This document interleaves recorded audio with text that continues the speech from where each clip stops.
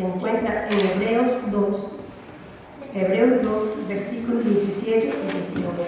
Y esta nos dice así: por lo cual debería ser en todo sentido semejante a sus hermanos, para venir a ser misericordiosos y fiel sumo sacerdote en lo que a Dios se refiere, para expiar los pecados del pueblo. Pues en cuanto él mismo padeció siendo tentado, es poderoso para socorrer a los que son tentados. Buenos días, hermanos, nuevamente. Bueno, en esta mañana quiero contarles que estoy agradecido al Señor porque puedo estar de vuelta. Esta semana estuve ausente, estuve en una boda. Me dieron el privilegio de dar la bendición a esta nueva pareja que formó su hogar. Son una pareja que conocí, al menos de la muchacha, hace mucho tiempo, cuando todavía era una adolescente. Y ella ya tiene ahora sobre los 30 años, si no me equivoco, ¿no, amor? Exactamente, no sé, 30 y 31, por ahí. 31. Es interesante ver a alguien que uno conoce por 15 años, ya conozco a ella como 17, 18 años, y ver su desarrollo, ¿no? De adolescente, de apenas estar en la escuela, ahora sería una esposa, es algo muy interesante, muy especial, pero también me muestra de que ya el tiempo pasa, ¿no? Y que uno está ya cada día más mayor.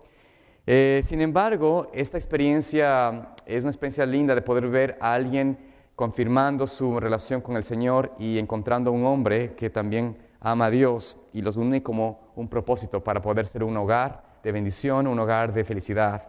Y sé que todos los otros, aún los jóvenes que están solteros, tienen en su deseo tener un hogar feliz, ¿no es cierto? ¿Cuántos quieren tener un hogar feliz en esta vida? Solamente 2 parece. Amén, Christopher. El resto no quieren tener sino pura desgracia. Pero en realidad deberíamos todos, aún los casados, los que están tal vez en un hogar no muy feliz, deberíamos desear estar en un hogar feliz. Deberíamos tener el deseo de poder tener una relación con nuestras esposas, con nuestros esposos, que no solamente honre al Señor, pero que nos dé también ese sentido de propósito, de felicidad. Y sé que si buscamos al Señor, eso es una realidad. Y en el tema de hoy, quiero compartirles de una experiencia que tuvo Cristo, que en realidad va a ayudar no solamente a nuestro hogar, pero a nuestra vida a tener un verdadero propósito. Esta historia ocurre en el libro de Lucas, el capítulo 22. Y voy a pedir que vayan conmigo en sus Biblias, porque más que un sermón es un estudio de la palabra de Dios.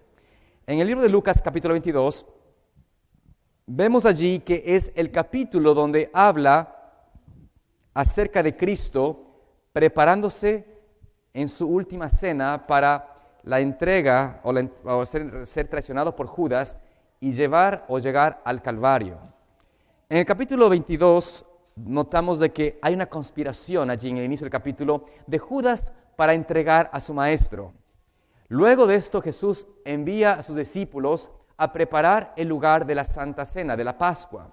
Esta última experiencia que tendría Cristo con sus discípulos antes de su muerte, esa experiencia de poder participar de este momento de adoración a Dios, de alimentos, pero donde también Cristo establecería un nuevo rito, algo que reemplazaría a la Pascua. Ya no tendrían que comer ese cordero o las hierbas amargas, sino que ahora tendrían pan y el jugo de uva puro como símbolos de la muerte de Cristo, como símbolos de su cuerpo y su sangre. Y cuando Cristo termina de implementar esto y de decirles a ellos que Él no probará más este fruto de la vid hasta que esté en el reino, y les dice y les hace que recuerden este momento como algo que anunciará su muerte hasta que Él venga, noten ustedes lo que sucede con los discípulos. Cuando Jesús inclusive les dice a ellos en el versículo 22 de que el Hijo del Hombre será entregado por uno de aquellos que estaban junto con Él. Pero en el versículo 24, noten ustedes lo que estos discípulos hacen. Después de pasar con Jesús, después de pasar en esta última cena, en esta intimidad, después de Jesús les lava los pies y les muestra el reino de Dios en la forma más especial, más directa de servicio y de amor. Noten ustedes qué ellos hicieron, versículo 24. Hubo entre ellos una discusión acerca de ¿qué? ¿De quién? ¿Qué cosa? sería el mayor. Imagínense ustedes, ven a Jesucristo que parte el pan y les dice, este es mi cuerpo que será quebrantado por vosotros. Ven a Jesucristo tomar de la copa con el jugo de uva puro y les dice, este es el símbolo de mi sangre que por muchos es derramado para purificación, para libertad, para salvación de los pecados. Después ven a Jesucristo que lava los pies y ellos experimentan en Cristo, ven esta obra de servicio, de completa abnegación. Y después de todo esto, se sientan a la mesa y empiezan a decir, ¿quién va a ser el mayor? Esto, aunque ustedes tal vez nos sentimos como propensos a decir, ¿qué tipo de discípulos son estos? ¿No? ¿Cómo Pedro, cómo Juan, cómo Santiago, cómo Felipe, cómo todos ellos entran en esta discusión estando en un momento tan especial? Antes de juzgarlos demasiado fuerte, ¿cuántos de nosotros nos hemos sentido ansiosos de tener un puesto en la iglesia, un cargo en la iglesia, de tener un cargo elevado en la iglesia? ¿Cuántas veces nos hemos sentido en medio de lo que estamos viendo en nuestro mundo como quizás en nuestro corazón luchando por ser el mejor reconocido o el que más tiene los dones, ¿no? de Dios? En ese sentido, estos hombres cayeron en este sentimiento humano de buscar cuál era el mayor. Pero Cristo les quería volver a dirigir su mente a la verdadera grandeza, a la verdadera experiencia del que quiere seguir a Jesús. Dice el versículo 25, entonces Jesús les dijo, los reyes de las naciones se enseñorean de ellas y los que sobre ellas tienen autoridad se hacen llamar bienhechores.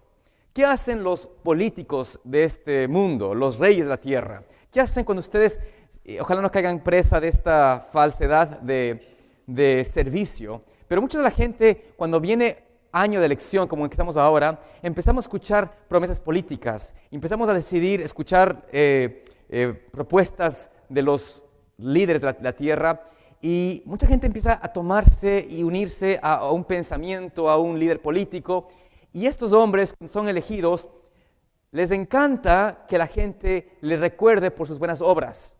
Este presidente o este gobernador hizo tal cosa, y se ponen pancartas ahí hecho por el presidente tal. En Sudamérica es muy común ver que cuando se hace un nuevo, por ejemplo, un parque en la ciudad, o una carretera o un edificio, viene el presidente o el gobernador y hacen una pompa, una ceremonia, y la gente está ahí y le dice, ¡ay, por fin este hombre hizo una gran obra! Y luego les ponen una placa y dedicado este puente, este parque, a tal persona porque hizo esta gran obra. Esto es exactamente lo que Jesús dice. Los reyes de la tierra hacen eso. Hacen obras, o mejor dicho, usan los recursos que son del pueblo mismo, hacen obras y les hacen a la gente que les digan, eres un bienhechor, eres un buen presidente, eres un buen gobernador. Y Cristo dice, esta es la experiencia del mundo. El que se llega a ser líder en la iglesia, anciano, diácono, o pastor, lo que sea, les encanta que se les diga, qué buen hombre que es este hombre, o qué buena persona es esta mujer.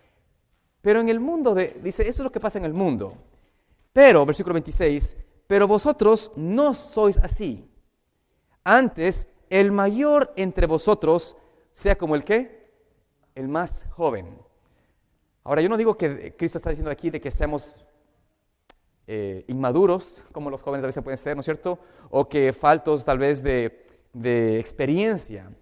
Lo que Cristo está diciendo aquí es, dentro de la experiencia de lo que el Señor nos instituyó como reglas en la familia, en el hogar, los mayores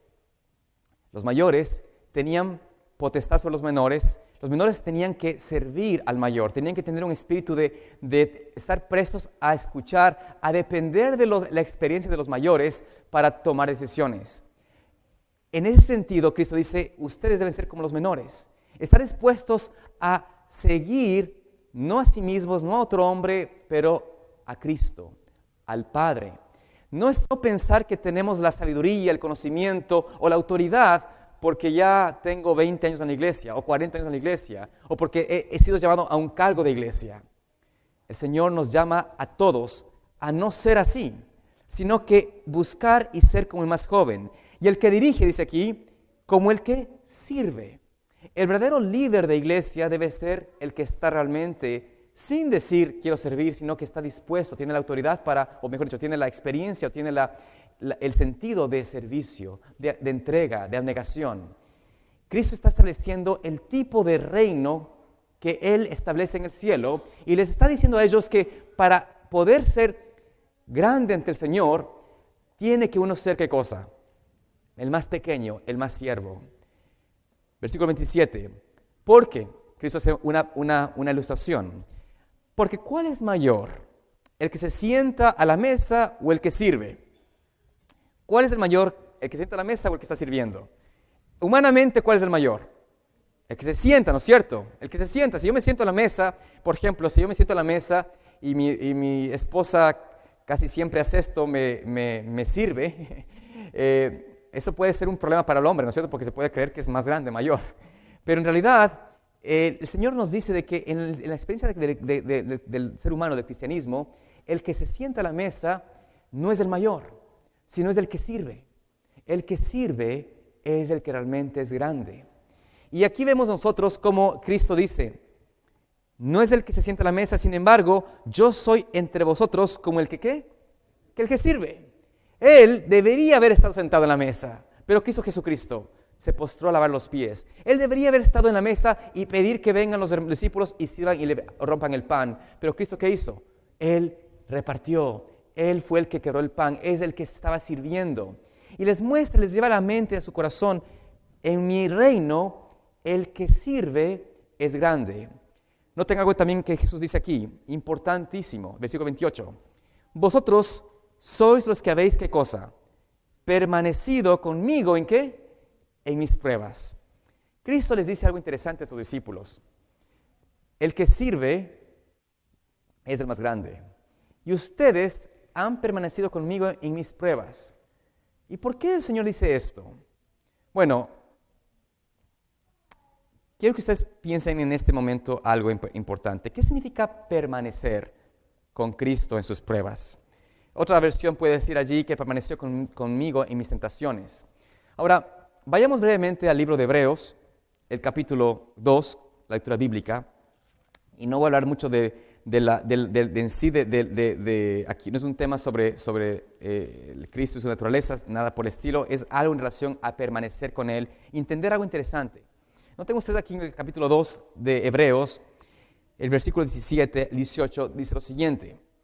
Por eso debía ser en todo semejante a sus hermanos, para venir y ser compasivo y fiel sumo sacerdote ante Dios, para expiar los pecados del pueblo, y como él mismo padeció al ser tentado, es poderoso para socorrer a los que son, ¿qué cosa? Probados o tentados.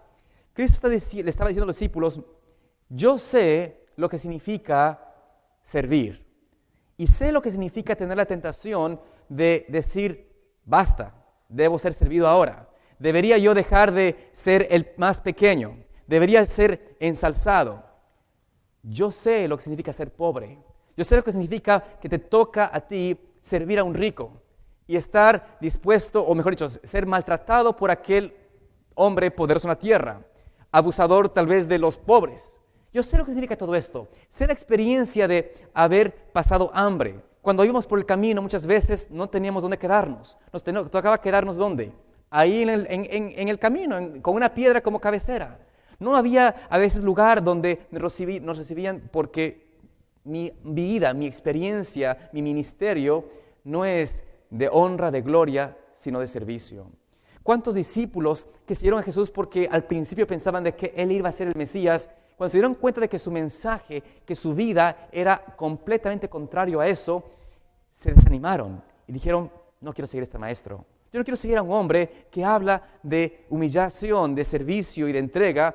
Yo quiero seguir a alguien que me exalce y me eleve y me dé honra y gloria y pompa humana.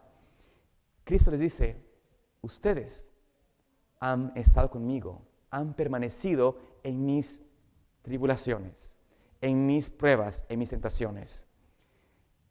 Y por eso Jesús les dice algo interesante. Miren aquí lo que Jesús les promete a ellos. Yo pues os asigno un reino. Yo me pongo a pensar que cuando Jesús dijo esas palabras, los discípulos se pusieron a decir, oye, ¿qué? ¿Un reino nuevamente? O sea, por fin vamos a recibir un reino. Pero noten ustedes lo que dice Jesús.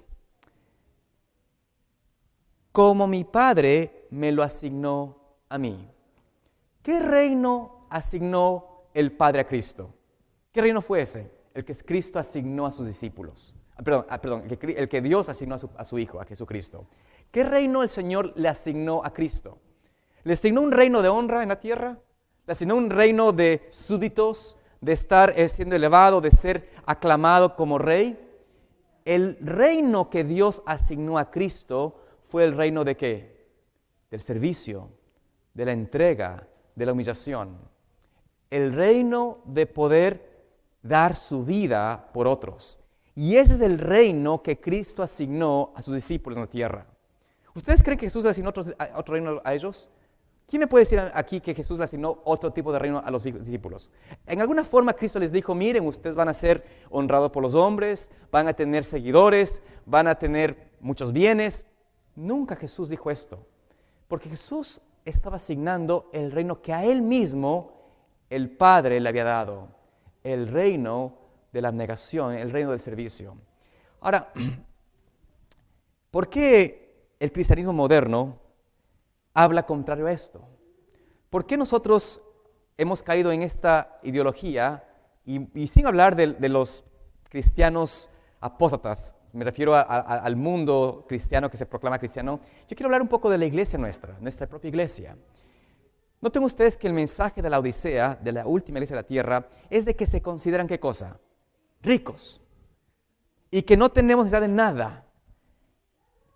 Y por esa aparente riqueza, conocimiento espiritual, nos hemos convertido no en una iglesia de servicio, sino en una iglesia de buscar ser servidos. Esto es lo que sucede con el corazón humano, pero Cristo nos quiere despertar de esto y que salgamos de esta falsedad o esta tibieza espiritual y nos demos cuenta que el Señor quiere que nos convirtamos en gente realmente que esté y ame a Dios y que ame al prójimo. Y en ese sentido Cristo le está diciendo, miren, yo les asigno un reino que a mí fue asignado para que comáis y viváis en mi mesa, en mi reino, y os sentéis sobre tronos a juzgar a las 12 tribus de Israel. La promesa está de que eventualmente los redimidos, como los discípulos, tendrán una recompensa en el cielo por haber pasado primero el reino en la tierra, el reino de Cristo en la tierra. Y esto debe ser para nosotros la vislumbre de que el Señor, cada vez que vemos o pasamos una experiencia de servicio, una experiencia de abnegación, una experiencia de ser quizás humillados por servir a Dios, por imitar a Cristo, todo esto el Señor convida compara con su propia experiencia y verifica que el carácter de uno está semejante al de Cristo y por ende podemos recibir eventualmente este reino de Dios. Pero tal vez hoy tenemos que pensar en forma individual. ¿Dónde estoy yo sentado? ¿En qué tipo de experiencia quiero estar yo realmente hecho? Y les pregunto, ¿cuántos de nosotros hemos tenido una experiencia donde hemos pasado un momento de ofensa, un momento de situación donde no nos ha gustado el estar o el ser usados por otros? Miren, en el capítulo 24 de Mateo, mantengan Lucas 22 abierto, pero vayamos a Mateo 24, y noten lo que pasa o lo que Cristo anunció en relación al tiempo del fin. En Mateo 24, el versículo 9, noten ustedes lo que Cristo dice acerca de los que estén en su iglesia y sean de su pueblo en el tiempo del fin. Entonces os entregarán para hacer, ¿qué cosa? Bendecidos, alabados, aclamados. ¿Qué dice aquí la palabra de Dios? ¿Qué va a pasar con el cristiano verdadero en este mundo? ¿Va a ser celebridad? ¿Va a ser un influencer? Y no quiero que Johanna no deje de querer tener esa actitud, pero quiero decir, ¿va a ser una celebridad? ¿Va a ser uno aclamado por el mundo como decir, oye, qué tremendo hombre, qué tremenda mujer? Aquí dice lo opuesto. Os entregarán para hacer ¿qué cosa? Maltratados y muertos inclusive, y seréis aborrecidos por todas las naciones. ¿Por qué? Por mi causa. ¿Por qué su causa? Porque su causa es contraria a la causa del ser humano natural, de la tendencia de Satanás. En el cielo, Lucifer dijo, yo no quiero servir a Dios. En el cielo, Lucifer dijo, yo estoy cansado de servir a Dios. ¿Por qué no me sirven a mí? ¿Por qué no me sirven a mí? ¿Por qué tiene que ser Cristo ensalzado y no yo? Este es el inicio de la rebelión. Y en la experiencia cristiana, Cristo nos tiene que llevar a desarraigar esa rebelión del corazón carnal. Esta experiencia de tener, natural, de tener deseo de ser ensalzado, alabado, aclamado, en el cristiano verdadero tiene que ser destronado, tiene que caer, tiene que ser transformado esa experiencia por la experiencia de Cristo. Y Cristo nos dice, miren, quiero que piensen, analicen. En el fin, los que estén apegados a mí tendrán que ser aborrecidos, perseguidos, maltratados, no por una o dos personas, sino por ¿quién? Todas las naciones. A veces uno dice, mi padre me maltrató, mi padre abusó de mí, mi padre o mi madre no fueron buenos conmigo, y puede ser una realidad. Mi pareja, mi esposo, no me respeta, no me ama. Y uno siente esa posición, esa situación tan dura. Pero imaginarse de que todo el mundo se levante contra uno, de que donde quiera que usted vaya sea catalogado como el malo o el enemigo y que lo aborrezcan, lo odien. Es una experiencia que únicamente con Cristo, aferrado de Él, puede el ser humano sobrellevar. Pero Cristo nos dice esto porque nos dice el versículo 10, y muchos tropezarán, muchos creyentes, muchos hijos de Dios, muchos cristianos tropezarán y se entregarán y odiarán, ¿qué cosa? A otros. Esta palabra tropezar, en otra versión, o si van al original, es la palabra ofenderse. Muchos, ¿qué cosa? Se ofenderán. Porque lo primero que pasa cuando uno está sirviendo es que en el servicio venga alguien que en vez de apreciar tu labor, te diga o te ignore. Cuando uno le ignora, por ejemplo, si uno está sirviendo a alguien, y no sé si usted ha pasado esto, pero a mí me pasa, no sé, a mí me ha pasado esto. Uno está sirviendo a alguien de corazón y lo hace con amor y todo, pero el hecho de que no reconozcan el servicio, ¿a cuántos nos ofende? A todos nos ofende, yo me ofendo. O sea, ¿quién no se ofende cuando usted le sirve y la persona ni siquiera le da gracias? ¿Quién naturalmente no se ofende? Naturalmente todos nos ofendemos. Pero dice aquí la palabra de Dios, Cristo dice, muchos que aceptan ese servicio de Dios, el llamado a servir, cuando se dan cuenta que no son alabados o no se ni siquiera les da las gracias, ¿qué van a pasar? Se ofenden. Y se van a ofender, ¿y qué va a pasar con ellos? Tropezarán y se apartarán. Y dejarán este evangelio hermoso, esta libertad en Cristo. Vayamos brevemente al libro de Juan, en el capítulo 8, y noten aquí lo que pasó, o lo que Jesús dijo a los que habían creído en Él. Decía Jesús a los discípulos que habían creído en Él, si vosotros permanecéis en mi palabra, sois realmente mis discípulos, y conoceréis la verdad, y la verdad os libertará. Cristo nos hace una invitación a permanecer no en la actitud de servicio, sino en Él. Cuando usted quiere servir simplemente porque es la obligación del ser humano, del cristiano, va a fracasar. Va a ser una esclavitud el servicio, y de hecho va a sentirse como esclavo. Pero cuando permanece en la palabra de Dios, cuando permanece en Cristo, el servicio se vuelve un gozo. Se convierte en una experiencia diferente, una experiencia en la cual hasta ese entonces los propios discípulos no entendían, porque todavía pugnaban por quién sería el mayor. Imagínense, hasta 3 años y medio con Jesús y 3 años todavía que aparentemente Jesús no había alcanzado con ellos una dimensión espiritual. Yo me pongo a pensar, si Jesús en ese momento se hubiese dejado llevar por las emociones naturales humanas, se hubiese desanimado. ¿No es cierto? Se hubiese desanimado. De hecho, cuando después les lleva al Getsemaní y les dice a los 3 más cercanos, les dice a todos, pero luego les dice a todos, oren conmigo. oren conmigo, velen conmigo. Y luego les pide a los 3 más cercanos, a Juan, a Pedro y a Santiago, que se acerquen con él y oren con él. ¿Qué pasó con ellos? ¿Siguieron orando con el Señor? Se quedaron dormidos, ¿no es cierto? Les dio el sueño y cayeron al sueño.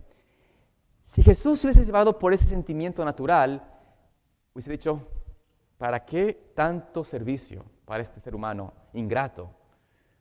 No me hacen, ni siquiera han podido velar conmigo. Y Satanás estuvo ahí, junto a él, diciendo a Jesús, vas a dar todo lo que eres tú, tu existencia misma, el derecho de estar con tu Padre por esta gente que ni siquiera aprecia lo que estás haciendo por ellos. Que tus discípulos mismos, tú sabes, te van a negar, se van a ir, que están aquí durmiendo en vez de hablar contigo. Pero Jesús no se dejó llevar por este sentimiento, sino que confió en la promesa de la palabra de Dios. Confió en esa promesa y hace que Él también les diga a nosotros, el que permanece en mi palabra, el que permanece en mi palabra será verdaderamente libre, será mi discípulo. Jesús se volvió a sus discípulos porque vino uno porque había uno allí entre ellos que era el líder. Saben que a veces los líderes de la iglesia tienen dones naturales. Por ejemplo, aquí tenemos algunos hermanos que son líderes. Y por más que a veces no les gusta, tienen ese sentimiento, esa dirección o tienen esa forma de liderar, ¿no es cierto? Y uno dice, estos dones que Dios les ha dado de liderazgo son importantes. Y Jesús vio en alguien específicamente dentro de los 12 que tenía el don de liderazgo. Era el que realmente tenía la iniciativa, que tenía el empuje, que tenía esa influencia sobre el resto que era importante. ¿Cuál era de ellos? ¿Cuál de los discípulos era aquel? Pedro, correcto. Miren lo que Jesús dice. Después de decirles de esto, versículo 31, dice, dijo también Jesús, el Señor. O sea, Jesús se dirige directamente a Simón. Simón, Simón, Satanás os ha pedido para zarandearos como a, ¿qué cosa? Como a trigo. Pero yo he rogado por ti que tu fe no falte. Y tú, una vez vuelto, confirma a tus hermanos. Jesús hace algo interesante en esta declaración. Yo no sé si alguna vez ustedes han analizado esto detenidamente. Pero Jesús como les dice, primero les muestra que el reino de Él es el reino de servicio. Es el reino de la entrega y la abnegación. Y luego se dirige al líder de la iglesia, al líder de los discípulos. Y le dice, Simón, Simón, el enemigo ha pedido para zarandearos como a qué? Como a trigo. Les hago una pregunta. ¿Se le otorgó a Satanás esa oportunidad de zarandearlos a ellos como a trigo? Claro. Jesús está diciendo aquí de que Satanás pide que sus discípulos sean zarandeados como el trigo. ¿Alguna vez ustedes han zarandeado un trigo o han visto cómo se zarandea? Eso es como se sacude, pero no es cierto, sacude durísimo. Es un sacudón que es hasta que salga toda la paja de los granos. Eso sigue, hasta que finalmente queda sin paja. Ese zarandeo, esa experiencia, dice el Señor Jesús, el enemigo ha pedido zarandeados como a trigo. Jesús no le dice, yo he rogado para que no te pase eso. ¿Le dice Jesús a él? He rogado al Padre para que no sea zarandeado.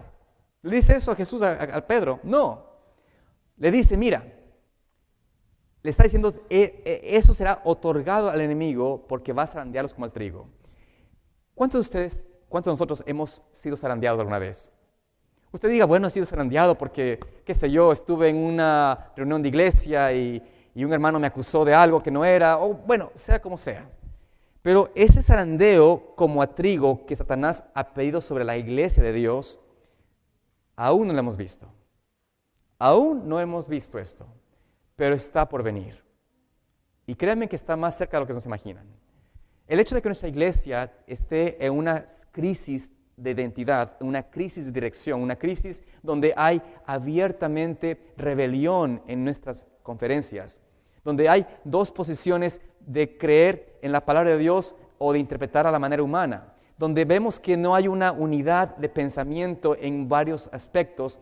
Todo esto nos muestra que estamos entrando en un periodo donde habrá y hay una crisis que la iglesia ha sido, o Dios va a permitir, Satanás quiere sacudir y sacar si es posible, a todos de la comunidad de Dios.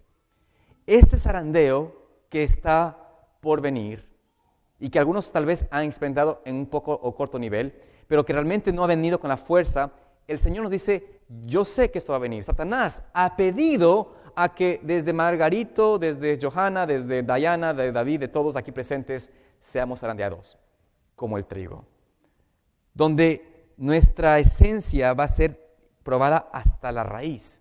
Pero, ¿qué Jesús ha hecho? ¿Qué Jesús ha hecho para ese momento en el futuro? Dice el apóstol, en la palabra de Dios, que Él dice, pero yo he rogado para que tu fe, ¿qué cosa? No te falte. ¿Qué está haciendo Jesús ahora en el lugar santísimo? Además de interceder por nosotros, Él está rogando al Padre que en el momento de zarandeo, la fe de los que son hijos de Dios no sea claudicada, no se caiga, no les falte, que puedan mantenerse aferrados por la fe, porque todo lo humano va a ser cortado, todo sistema alrededor de apoyo dejará de existir. ¿Usted cree que va a tener amigos, va a tener apoyo tal vez de su propia familia? No, todo va a ser desarraigado de usted, va a sentirse solo. Pero dice el Señor Jesús, en esa experiencia yo estoy rogando desde ya que en ese momento la fe no les falte. Como en el tiempo de los discípulos, Jesús no iba a estar presente cuando ellos eran sacudidos como el trigo. Jesús iba a ser muerto y a Él expirar y dar su vida por los pecadores. Los discípulos recibirían un chasco tan grande porque su maestro, su amado Jesús, estaba muerto. Dejó de latir su corazón, dejó de expirar, dejó de respirar. Ese chasco, ese escandalizamiento, esa tribulación fue para ellos algo que les dejó sin rumbo, les dejó sin propósito, les dejó como sin saber qué hacer. Se escondieron, no sabían qué hacer. Imaginen ustedes tener tanto miedo de su vida que no sabían qué hacer, estaban con un temor porque empezaron a pensar, nuestro maestro nos abandonó, no hay propósito de vida, no sabemos qué vamos a hacer. Y toda esa experiencia hizo que ellos pasasen un zarandeo que Satanás trató de destruir su fe. Pero Cristo había rogado antes de esa experiencia por ellos. Había rogado que el Padre les sostenga y que su fe no falte. Y Cristo tenía tanta esperanza y tanta seguridad en la palabra del Padre, en la palabra de Dios, que dijo, yo sé que una vez tú vuelto, vas, ¿qué cosa? A confirmar a tus hermanos. Cuando tú seas convertido por esa experiencia, porque el zarandeo traerá una purificación a tu vida que te hará realmente mi discípulo. Te traerá a ti una experiencia de purificación donde entenderás lo que significa depender y vivir por fe. Entenderás lo que significa tener una unión con Cristo, con el Padre, que todavía no entiendes. Pero eso va a ser tu experiencia. Y cuando tengas esa experiencia de conversión, de verdadera unidad al Padre, de verdadera unidad a mí, a mi palabra, entonces confirmarás a tus hermanos. ¿Qué hizo que el apóstol Pedro en ese momento? Le impuso su mano. Oh no, Señor, versículo 33. Pedro dijo, Señor, estoy dispuesto a ir contigo aún a qué cosa? A la cárcel y a la muerte. Usted diga, si yo les digo esta mañana, ¿cuántos aman a Jesús? Yo espero que todos levanten la mano, porque por lo menos debería haber ese sentimiento de decir, yo amo a Cristo. Pero Pedro amaba a su maestro. ¿Y qué hizo él? Igual lo negó. Y no solamente lo negó de una forma como decir, no conozco al hombre. No conozco al hombre. Dice la palabra de Dios que él empezó a decir, maldijo, y empezó a decir malas palabras, de decir, yo no soy un seguidor de él, y ta cosa. Si Cristo hubiese cedido a la tentación del consentimiento humano, si hubiese dejado llevar por los sentimientos naturales del hombre, Cristo se hubiese desanimado y hubiese dicho, este discípulo, qué terrible que es. Con la mirada lo hubiese condenado, con la mirada le hubiese dicho, qué traidor, yo te conocí a ti, yo estuve contigo tantas veces, sané a tu suegra, sané a tu familia, y ahora me dices que no me conoces. Pero Cristo, cuando ve a su discípulo negarlo y maldecirlo y injuriendo y todo esto, Cristo le mira ¿con qué? Con completa compasión, con ternura, con amor. Y Pedro se devuelve su mente y dice, Señor, Él prometió rogar por mí. Él prometió rogar por mi fe. Señor Jesús, perdóname. Esta experiencia de Pedro nos muestra por qué Cristo ruega por nosotros ahora. ¿Por qué Cristo está intercediendo por nosotros en el lugar santísimo ahora? ¿Por qué Cristo todavía no ha dejado eso? Porque dice, tal vez se fija en esta iglesia de esta mañana y mira a los casos de ustedes, desde el más pequeño al más grande, y dice, yo veo que David todavía no tiene la fe que necesita tener. Todavía no ha experimentado esa unión conmigo. Señor, Padre, por amor a no me dejes todavía terminar mi intercesión. Por amor a esta hermana que yo sé que quiere ser salva, pero todavía no ha tenido esa experiencia de unidad a mí, todavía no tiene la fe que necesita tener. Padre, intercedo por ellos para que su fe no les falte. Señor, permite que puedan crecer y conocerme más, de tal manera que cuando pase esa tribulación que tiene que venir y sé que es necesario que venga, de alguna forma ellos miren a mi rostro, por la fe puedan contemplar lo que he hecho por ellos y se aferren de corazón de tal manera que ellos no me dejen a un lado y puedan, como Pedro, volver y confirmar a sus hermanos. Y esta experiencia que Cristo está haciendo por nosotros ahora es esto. Por eso también el enemigo ha tratado de erradicar de la mente del ser humano y del cristianismo y aún de la iglesia adventista el concepto del santuario celestial, el concepto de la intercesión de Cristo, porque para muchos esto es la manera como Satanás puede quitar de la mente la labor intensa que Jesús hace por nosotros ahora, la labor diaria y cada momento que está haciendo para que podamos estar preparados para este tiempo de zarandeo.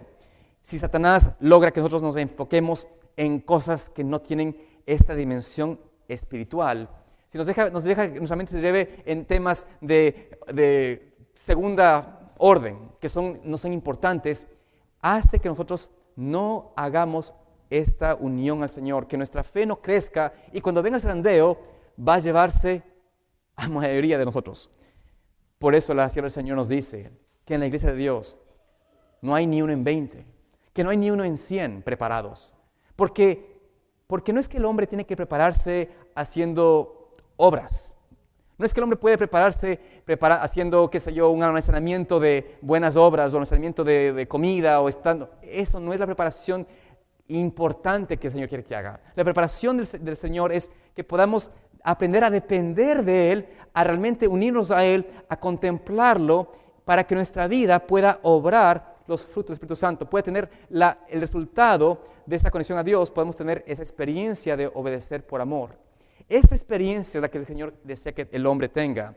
Y Jesús le dice a Pedro, yo oré por ti para que tu fe no falte y cuando vuelvas, confirma a tus hermanos.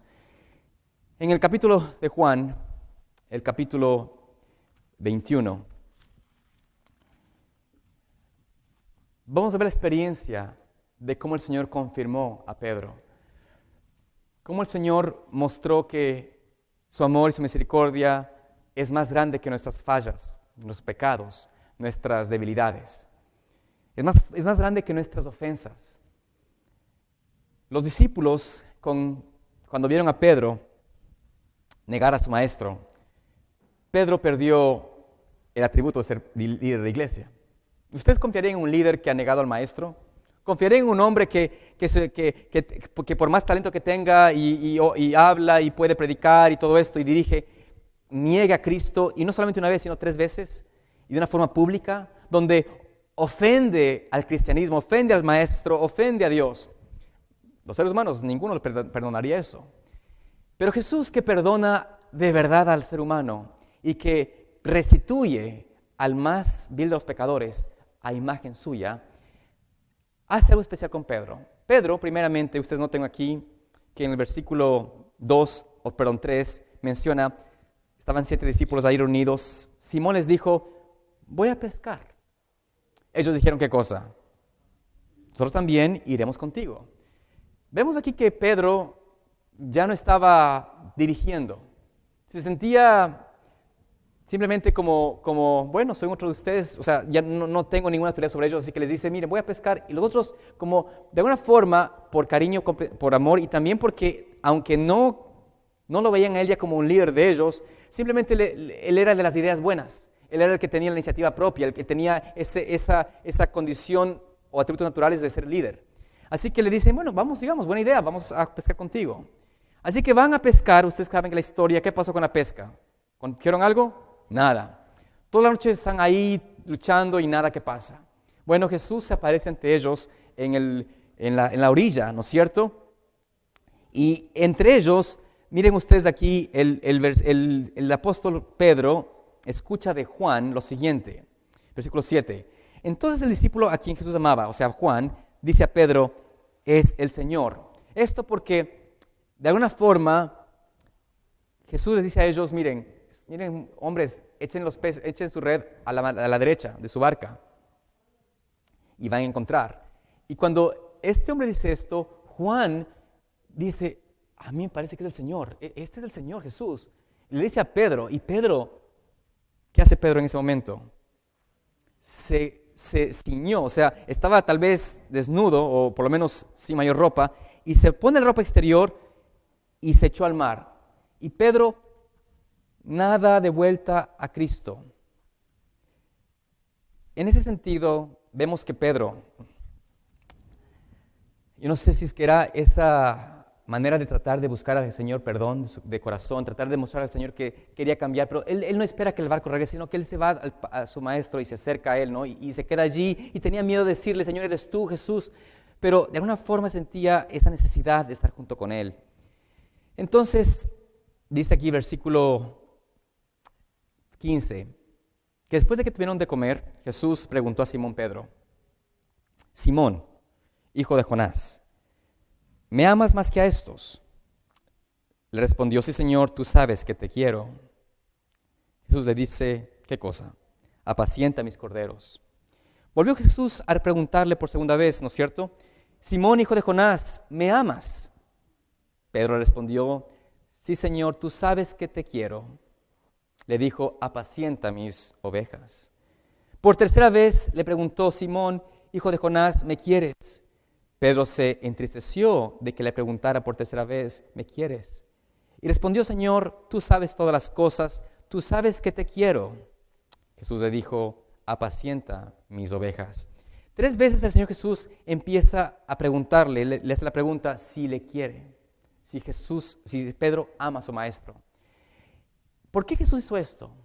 Porque quería primeramente confirmar ante Pedro su amor, ¿no es cierto?, su perdón. Pero también era la manera como Dios estaba restituyendo ante los discípulos el lugar de liderazgo de Pedro. Cristo le está mostrando a los discípulos de que este era el quien había elegido el Señor para dirigir su iglesia. Pero le dice no en forma de dirección de estar a cargo de los hermanos.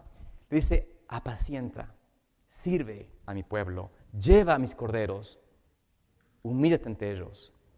El llamado del Señor Jesús fue un llamado al servicio, a una entrega completa a Cristo, a amar a sus hermanos. Por eso Jesús le había dicho anteriormente, cuando vuelvas, cuando seas convertido, cuando te vuelvas de tu caída, vas a confirmar, vas a servir a tus hermanos.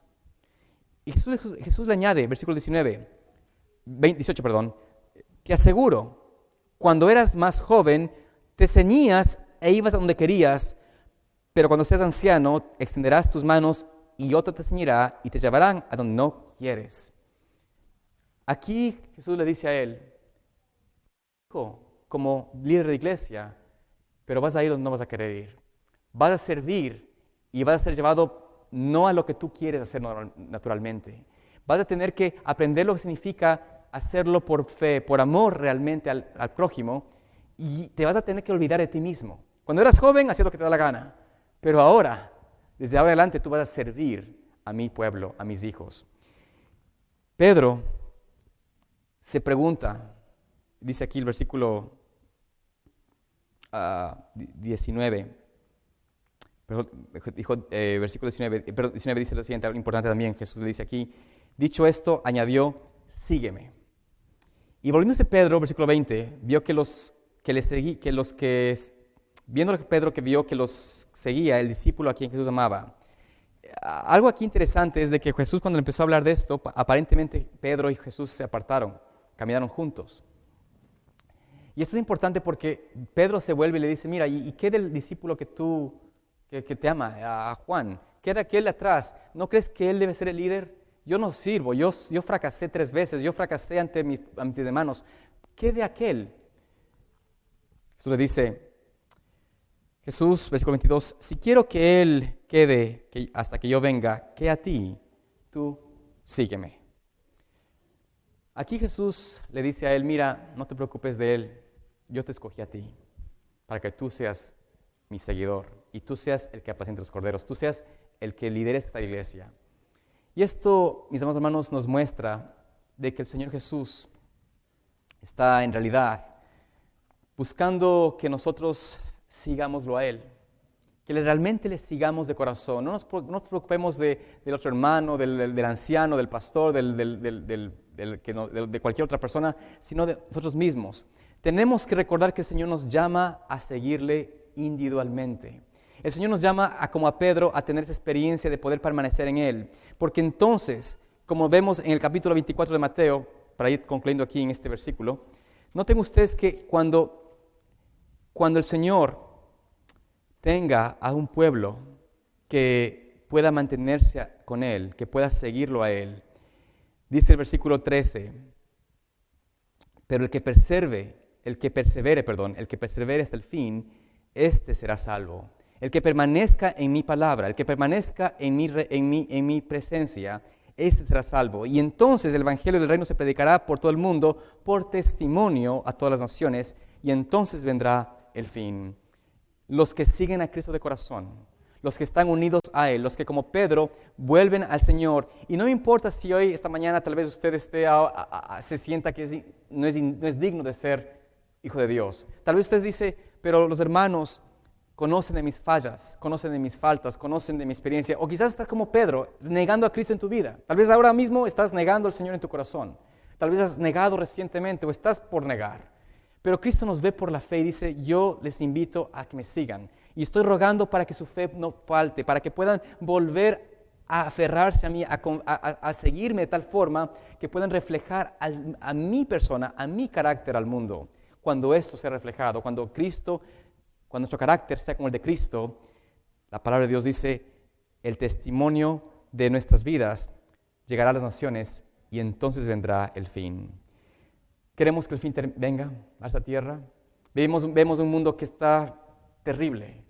Como les digo, aún en nuestra propia iglesia estamos viendo situaciones difíciles que nos muestran que el fin debe llegar, pero el Señor no puede todavía dejar de interceder hasta que nosotros no deseemos de corazón semejarnos a Él, reflejar su imagen, su carácter. Que el Señor nos ayude a nosotros a tener esa experiencia de que podamos permanecer fieles, o sea, perseverar en Él hasta el fin, que podamos mantenernos en su presencia, que podamos poder, por la gracia, ir a Él y como hablamos aquí, recordar de que aún en nuestras debilidades, aún en nuestras tribulaciones, en nuestras tentaciones, podemos ir a este fiel y sumo sacerdote que está en el Dios, que está en los cielos, y que quiere expiar, quiere eliminar de mi vida el pecado, porque Él mismo padeció al ser tentado, porque Él padeció de esa forma, es igualmente poderoso para socorrer a los que son probados, los que son tentados. El Señor nos da su ejemplo, nos da su llamado, pero también nos da la solución. Aferrémonos de Cristo, aferrémonos de Él. Podamos ir a ese precioso Padre Celestial, a ese precioso hermano mayor que está intercediendo por nosotros en el cielo, al sumo sacerdote, y confiemos de que Él ha estado rogando por nosotros, ha estado rogando por hoy y por nuestro futuro, para que nuestra fe no nos falte. Que el Señor nos permita ser fieles y firmes hasta que Él venga. Es mi oración. Oremos. Amante Padre Celestial, Señor, te agradecemos porque tu palabra es fiel con nosotros y nos muestras esa promesa bendita de que por medio de tu intercesión, por medio de tu ruego por nosotros, tu iglesia, nosotros, Señor, individualmente podremos vencer. Podremos, Señor, prevalecer ante toda amenaza, ante todo zarandeo que venga en esta tierra. Permite, Señor, de que podamos aceptar esa invitación tuya a volvernos a ti, a volver, Señor, de corazón y mostrar una necesidad individual de conocerte por nosotros mismos, de poder tener una experiencia tan real, tan unida a ti, que, Señor, podamos, como Pedro, hacer todo lo posible por unirnos nuevamente a ti, oh Dios, que podamos dejarlo todo aún, Señor, a nuestras familias, a nuestros hermanos, a cualquier cosa, Señor, que impida que podamos estar juntos contigo. Señor, que podamos tener esa experiencia y para que, y sí, Señor, podamos también traer un fin a este mundo que necesita conocerte a través de tus hijos, por medio del carácter reflejado en nosotros. Pedimos a Dios que sea esta una experiencia que logremos por tu gracia, no por mérito nuestro, sino por tu amor constante por nosotros, hacer esto una realidad. En el nombre de Jesús. Amén.